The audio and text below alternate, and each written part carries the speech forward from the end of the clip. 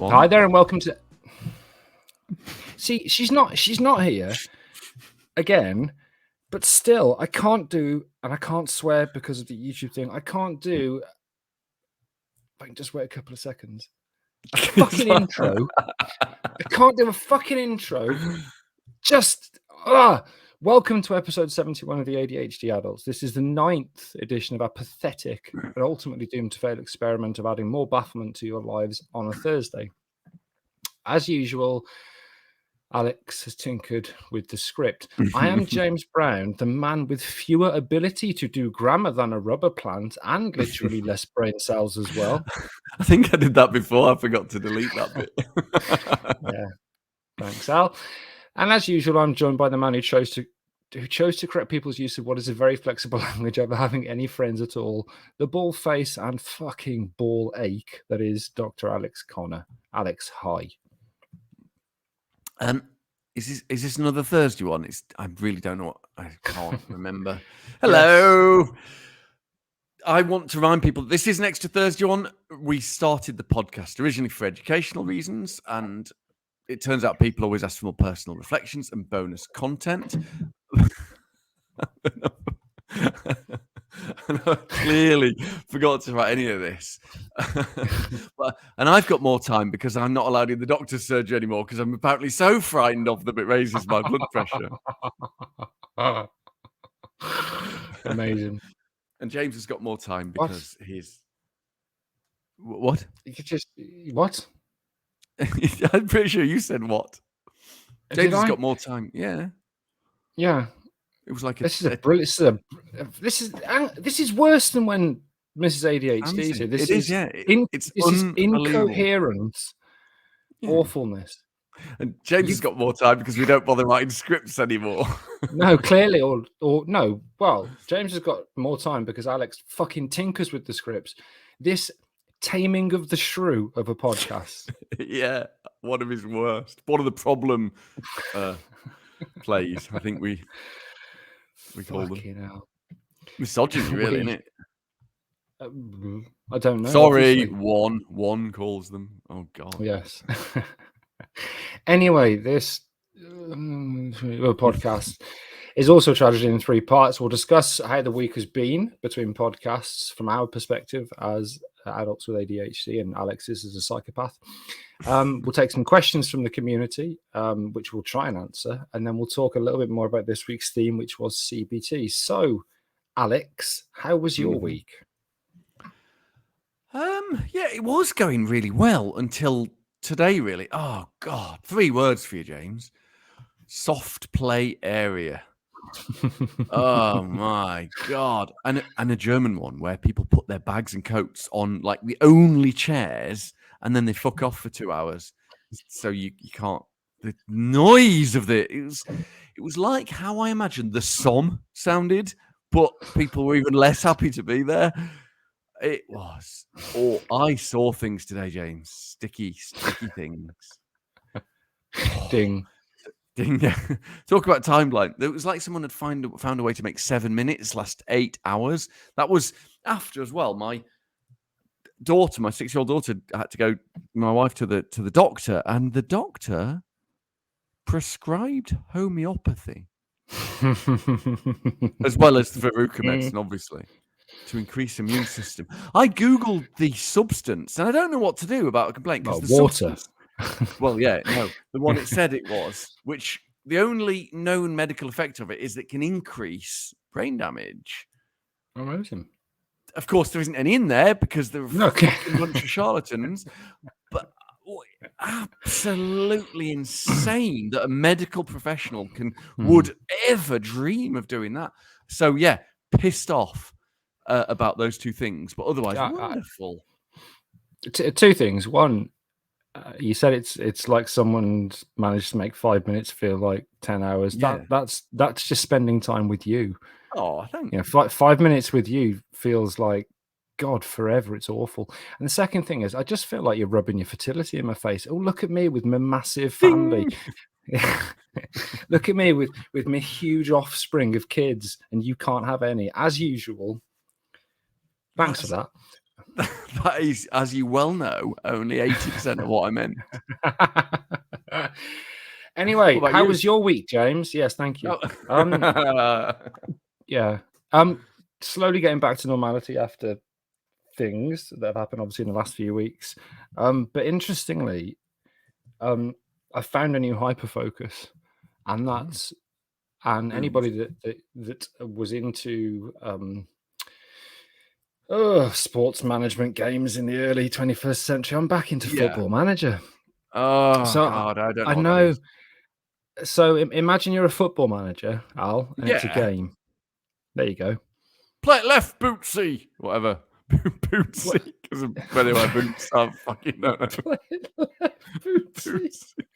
Bootsy. I'm not. Did you watch the game last night, James? Amazing. Yeah, but anyway, I I've done a couple of 10-hour stints of just sitting there playing this instead of all the things, but I've really enjoyed it. I've really enjoyed actually, just doing something for me, because for the last 3 months I've done fucking nothing for me and nothing for Mrs ADHD, but just doing something for me. I enjoy. Well, why would I do anything for you? Actually, I've done quite a lot. Other than carry you through this second part of your career. Yeah, like Sid Little carries that other one. Eddie Large. Very much your niche area, this. It is. ITV.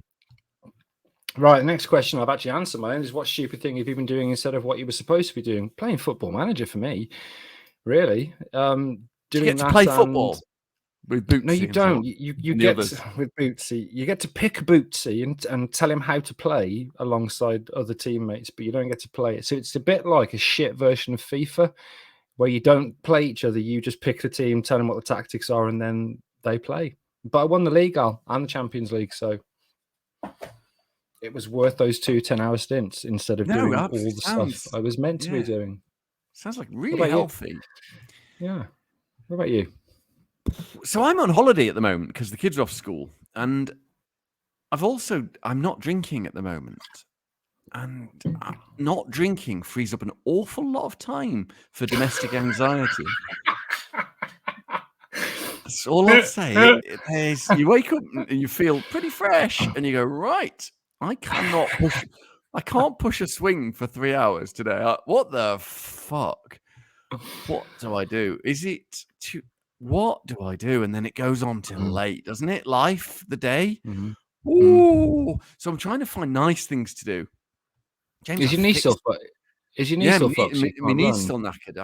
I've got a cycling machine in my bedroom in the West Wing, and it's all attached to one of these. Yeah. Oh, I was about to say, do you mean an exercise bike? But it's one of those things you put a bike on and yeah, it's my road bike. In the house. Right. Because I do, as you well know, James, I like to do little mini triathlons for fun. I've seen the pictures. Yeah, it's my cocaine, isn't it? That. Like, no, which one?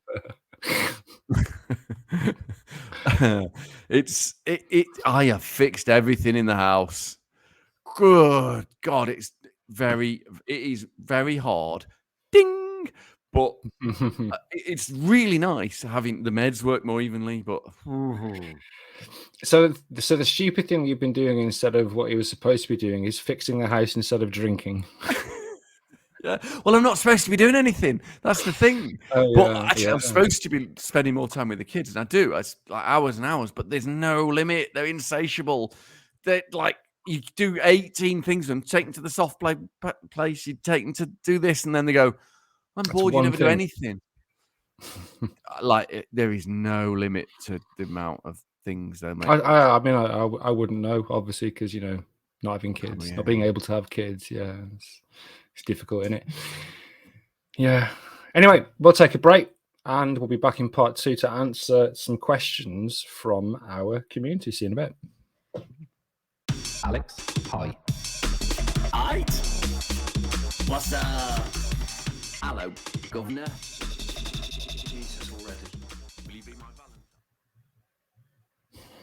Welcome back to Episode 71 of the ADHD Adults, part 2 of our extra special second ever 2023 Thursday edition, where we are talking about all things CBT from last Monday's episode, but also, as always, we're having questions from the ADHD community from all over the Twitters and Ticker, James, and Instagram, but chiefly from the ADHD Adults Discord community, which is many, many thousands of lovely, lovely people. We really, really like it there. Come and lurk, or come and engage, or come and just say hello in the introductions. We're almost entirely friendly. And we like it. Are you ready for the first Discord question, Jimmy Malad? Yeah, go on. Do you like Go that, on, Jimmy Jimmy Malad? Malad. Oh, a boot. Was it Boots? I've already forgotten what the character. I don't think I said that. Yeah. This is from Sarah and Spugner. It says, I really saw myself in the last episode about justice sensitivity. I choose these questions at random. That was weeks ago. And I keep wondering, though, if there are so many things coming along with ADHD, like RSD, justice sensitivity, sex struggles, addictions, imposter syndrome, why none of those are considered in the diagnostic criteria? What a bloody good question, James. Do you want to smash that one's doors in? I don't know. Yeah. I'm not drinking. I'm not drinking at the moment. I'm so tired. I'm so tired of too much sleep. Oh my god. Okay, I'll attempt to smash its back doors in, Al. I didn't say back. That's what you said. Doors. I just said you doors. Did. Oh, you've given yourself away there, Freudian slip there. Yeah, because the diagnostic criteria is shit. That's not correct. Incorrect. No, listen. So, the diagnostic process, which is very robust and very ableist and very discriminatory, because it was designed in white, adolescent or children, male children, by healthy people, normally men. Yeah, is this weird 9 symptoms of inattentiveness, 9 of hyperactivity, impulsivity? As an adult, you need 5 of either or both to go diagnosis, as well as the other stuff: symptoms present as a child, symptoms as an adult, 2 parts of your life are shit because of the symptoms, and etc. So you saying no, the diagnostic criteria aren't shit, I would disagree with, because not everybody has all 9 symptoms of inattentiveness, and yet one can be inattentive. I know I've done that wrong. I don't care. So I think I had 7. I think I had 7 or 6. Yeah, we know why that was, though, don't we? I know we've said it. No, before, it was the hyperactivity ones that I couldn't be asked to fit. I'm more hyperactive than I am inattentive. So we don't all have all the symptoms of inattentiveness or hyperactivity. Now, we also all don't have RSD, and I know that RSD, a lot of psychiatrists and psychologists will say, well, it's not a real thing. It's not in the diagnostic manual. It's a collective kind of experience. Justice sensitivity, again, these things there's not as much evidence behind how they are assessed, validated questionnaires, etc. But for my mind, there's a lot that isn't in the diagnostic criteria that should be used to direct a psychiatrist towards a diagnosis. Now, that doesn't mean necessarily that it would be, well, yeah, you've got no inattentiveness and no hyperactivity, but you've got RSD, justice sensitivity, sex struggles, addictions, and therefore your ADHD. But for those people that are sub-threshold, maybe 4 symptoms, not 5, I think it would be useful to look at those things and ask questions using validated questionnaires about those things. It might give a clinician a better idea about diagnosing somebody using a process which is fundamentally flawed. What about you, Al? What are your thoughts? I think what you're describing is a lot of people's experience of what practically does happen is they just go on those 9 elements from the DCM manual. But if you look at the actual guidelines, then what did I say? DCM, you said, yeah. Sorry, yeah. Sometimes when you have to keep swapping languages, James, it's hard to remember how the letters are pronounced. You sock, you massive sock. They're supposed to do that, essentially. So if you just take those criteria, the diagnostic criteria are not the the DSM-5, that's supposed to influence a really good clinician's conversations and thoughts, but you're right, it often doesn't, and therefore it can be missed. So I would say they're not perfect, and it's how they utilize that's the problem by busy stroke, not lazy, but busy stroke people who maybe aren't educated or trained in it well enough. If you're not an expert, I would also say that the reason a lot of these things like RSD and emotional dysregulation aren't in the diagnostic criteria of the DSM, because I know some of those people and they really do care, and they really do. It's because it's not 100% clear if they're a response to growing up with this shit disorder, sort of a response to the trauma of it, and you can't really include that in a psychiatric manual of biological criteria, which is why you're supposed to have those conversations. If you can't do that, I think some of them, like RSD and emotional dysregulation, maybe in the next DSM will be, because it appears to be not just some of us, but almost every single one of us. So what I find interesting about that is, and I know you're not either clever enough or magic enough to see into the future, but how would you fit that into a diagnostic criteria? It couldn't be like a tick box. Do you feel sensitivity extremely? Obviously, my grammar's bad. No, do you feel it? Really?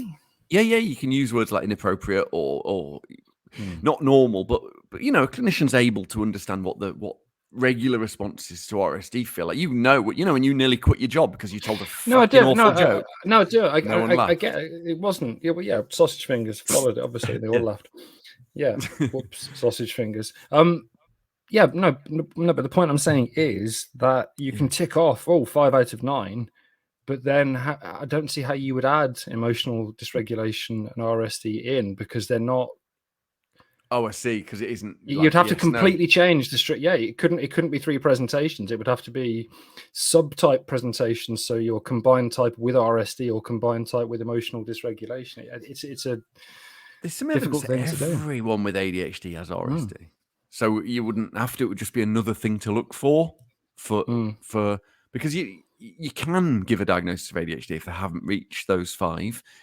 You just have to go on interview and reflections, and they are allowed to do that. They just, as you well know, often don't. So I think that the utilization of it is a problem. The fact that they're very conservative with a small c, they're not wankers. Yeah. These guys, so they're not able to react as quickly as they should, but it's supposed to be used as a guideline to influence the robust medical practice, which it doesn't. God, it's weird without Sam here, isn't it?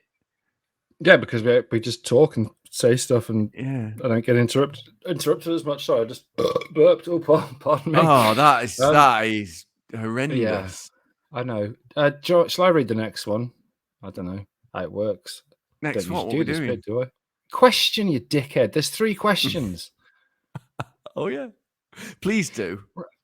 Okay, this is from somebody called Lisa, who said, "Hi, I wanted to ask a question based off the back of my recent assessment experience. The psychiatrist was very focused on explaining, in rabbit ears, ADHD as the result of repressed negative emotions in childhood. In the psychiatrist's words, we experienced trauma in childhood and as a result used distraction to avoid dealing with the negative emotions. He said that as a result, we become adults who are addicted to distraction as a coping mechanism. Talked about a lot of studies where children grow out of their ADHD as adults and seems to offer that as proof. He even went so far as to suggest generational trauma when I said that my parents and brother show traits of ADHD. He also said all people with ADHD have pathological demand avoidance. It's a lot of questions in there, but mostly I wanted to know your opinions on this. Do you want to go first, Al? Fucking hell. No. Gabbo Marty's got a lot to fucking answer for, hasn't he? Yep. Jesus. God damn it. There is some evidence that trauma is a trigger for ADHD. ADHD, like any other partially genetic disorder, is so annoying. I have to say this over and over again. Yeah, we understand that it's not like a one gene. So if you have it, you've got ADHD. If you haven't, and there are environmental factors at play. But if you have got all of the genetics of ADHD, you're gonna have a bit of those things, even if they don't reach clinical significance, you're not going to be, someone who can just sit there all day focusing on whatever they want to based on priorities. Even if you haven't got ADHD, you're still going to be like that. It's so obvious from twin studies, from sibling studies, that this idea that we were all brought up in the same way and we were all traumatically abused in our upbringing for how we are is it's telling me what my lived experience is. Someone did that on Twitter to me. They told me I didn't yet appreciate how hard my upbringing was when I said, "Well, it's fine. I'm still like brilliant friends with my mum and dad who gave me an ADHD friendly life." And I know that bit isn't science. Do apologize. That's personal, but it's just not addicted to distraction. Fuck off.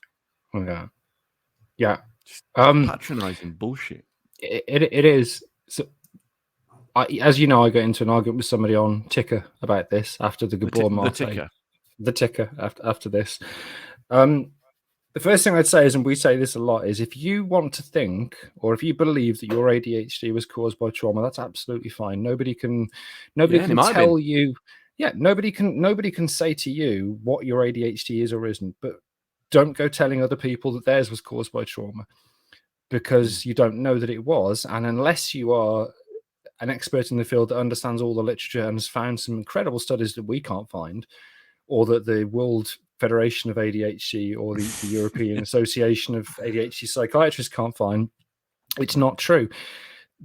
A couple of really good examples of why it's not true. There actually are some very rare single gene mutations that can cause ADHD, but there isn't an ADHD gene. But what we know is that normally hundreds of small mutations add up to create a risk of developing ADHD. And you can think of that as a massive pile of firewood doused in petrol that's sitting there. Now, an environmental event, it could be prenatal exposure to toxins, it could be institutional deprivation. That's the match that lights that fire. And what we know from really, really well-designed studies is that the genetics of ADHD are what causes it. The environmental factors are associated. So we know that the environmental factors don't cause ADHD. They, if you like, they are the match that starts the fire, built on this huge bonfire of genetic mutations that mean that our brain, in the right circumstances, will develop differently. Yes, Al? You're so right. You said yes, Al, because I had my hand up. You're not supposed to do that. Yeah, there is not a single environmental factor that is proven to cause ADHD. We know. How are they still saying it? It's so weird. It is. And the last thing I'll say is there is something interesting about generational trauma. We know there's something called epigenetics. For those of you that know a little bit of biology, our genetic code, DNA, is made up of 4 bases which pair together, and a mutation is when one of those bases is changed or substituted or deleted, and that mutation changes the structure of your DNA. But your DNA can have other molecules stick to it, and that can switch on or switch off the expression of some genes. What genes do is they generally tend to make your body make protein. So insulin has a gene, and cells in the body can use the insulin gene as a blueprint to make insulin, which is a protein. And we know actually that generationally, exposure to traumatic experiences, people who lived through wars, people who were abused as children, their epigenetics can be passed on. This epigenetic imprint can be passed on to further generations. So in the future, it is possible, when we look more into the epigenetics of ADHD, that we will understand better generational trauma. But all of the studies so far suggest it's around 78 to 88% heritable. Yes. And usually only one or two generations. Yeah. Usually only 1 or 2 generations epigenetics, and then it goes back to normal. It was just we've evolved it for I nearly said it was designed then. God done it. It was specifically evolved because for example, starvation. So rabbits that grow up under starvation conditions, their offspring and their offspring's offspring are more likely to food hunt because of changes to their DNA. But after a couple of generations of food, that'll go away back to normal. Yeah, and the last thing I'll say, which I think is, for me, it's such a simple study, but it's so powerful. If you take two identical twins who were adopted and grew up in completely different environments, if one of them's got ADHD, the other's got a slightly greater than 80% chance of also having ADHD. And that gives you an indication of how powerful the genetics are. Two completely different environments. One could be, could be Danny traumatic DeVito. and could be stressful. It could be Danny DeVito twins. And that gives you an indication of how important the genetics are. Anyway, I want to add something. This really, really good letter also said that their doctor said all people with ADHD have pathological demand avoidance. My God, that's not true. Half of all adults with ADHD I meet have the fucking opposite. They're people pleasers because they're so afraid of, ironically, from growing up probably with feeling shit and feeling like oh God, they're rubbish at everything. They say yes to everything at the cost of their own mental and physical health. Yeah. Lisa, it's such a great question. That's reminded me. I also wanted to say something else, and then we will move on to the final question. And let's not do the final question. Okay. I want to keep talking about this. It's so good. Okay. So that is this psychiatrist saying that we experience trauma in childhood, and as a result, we use distraction to avoid dealing with negative emotions, and then we become addicted to distraction. Doesn't take into account the well-established and defined changes to the structure and function of the brain. We don't choose to avoid situations. We don't go, well, I'm not going to pay attention to that. I'll look over there.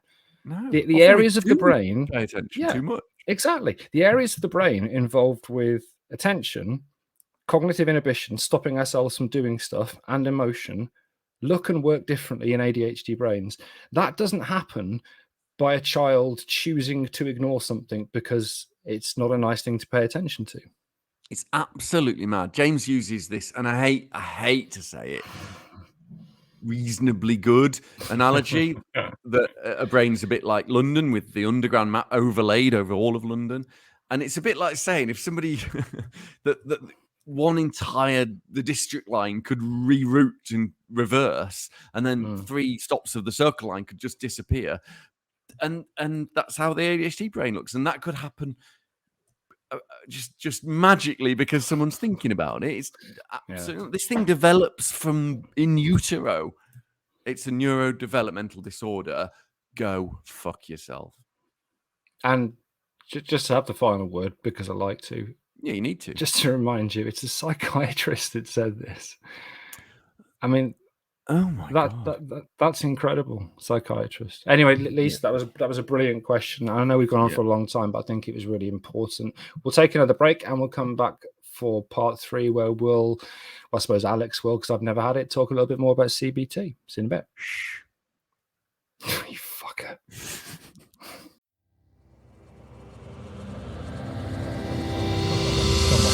Trumpet. Welcome back to episode 71 of the ADHD Adults. ADHD Alex. You fucking wish, mate. I really do. Damn it. I'm glad we edit in post and this won't go out. Welcome back to episode. Yeah, I know. Episode 71 of the ADHD Adults with Alex. We're talking about CBT and taking questions to the community. In part 3, as always, in this extra special Thursday episode, number 9, probably.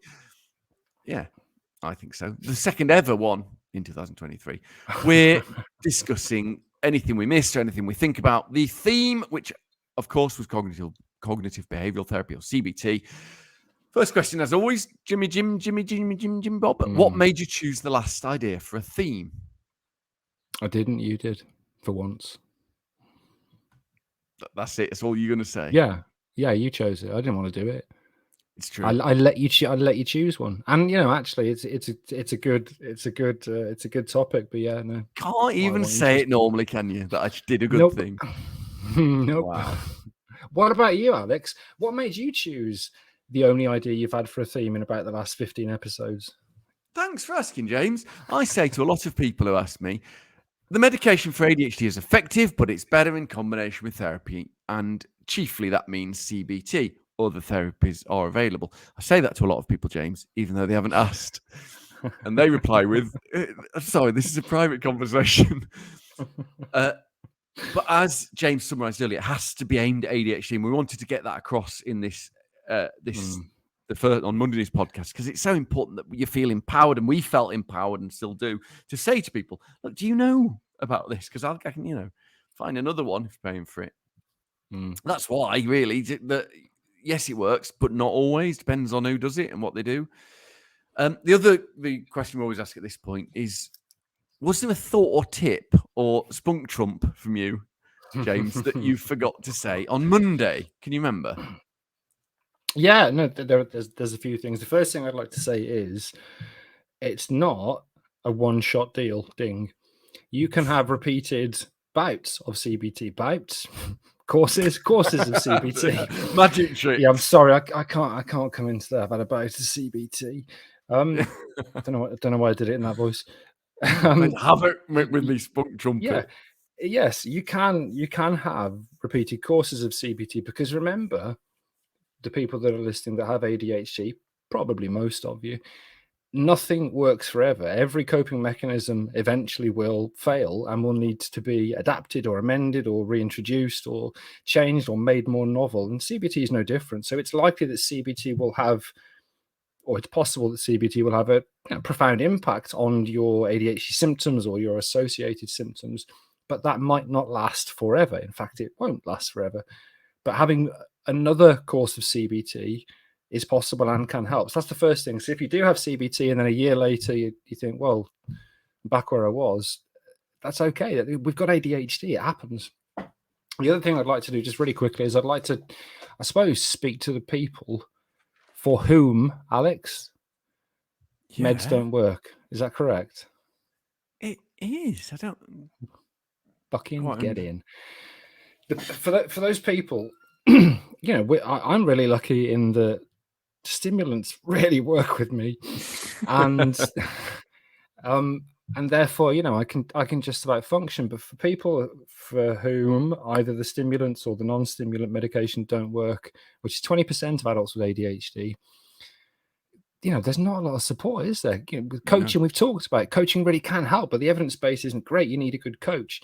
CBT, for some people, might be the only thing other than having people around who are really good and thoughtful and learn about ADHD to help them. And part of the reason for this is, again, coming back to not knocking the NHS or the people that work in it. It's an incredible organization, but it's massively under-resourced. The funding isn't there for everybody who could benefit from CBT to get CBT. The funding isn't there so that everybody who has an ADHD assessment, who is still struggling in at least one area of life after medication, to have a psychosocial needs assessment to see what other support can we put in place. It's just not there.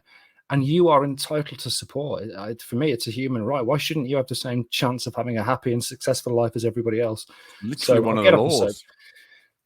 I'll get up a soapbox and you can stick your tip in, Al. I don't think you can say ding if you've done it on purpose. I didn't actually do it on purpose. Really? Yeah. I like that. In that case, it's a great big ding. Ding. Mine's a tricky one. Again, so evidence base for CBT working and coaching working. And you know that James and I are scientists, well, I am. And the evidence is really important to us. It's what we do.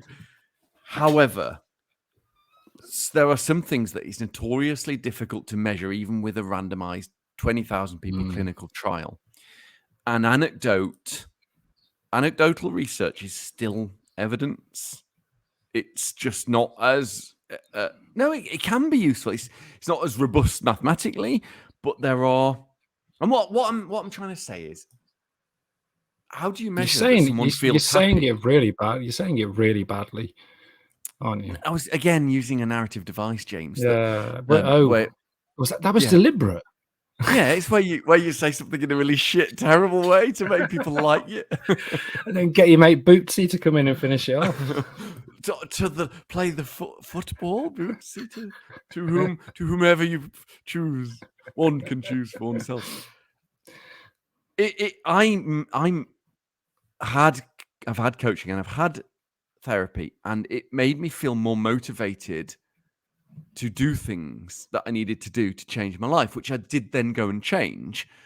But the therapy itself didn't change those things. So in a clinical trial, it would have said didn't make a difference to his life.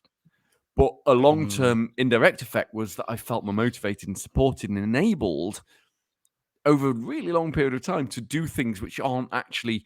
How do you measure happiness or motivation? You can't. It's almost impossible.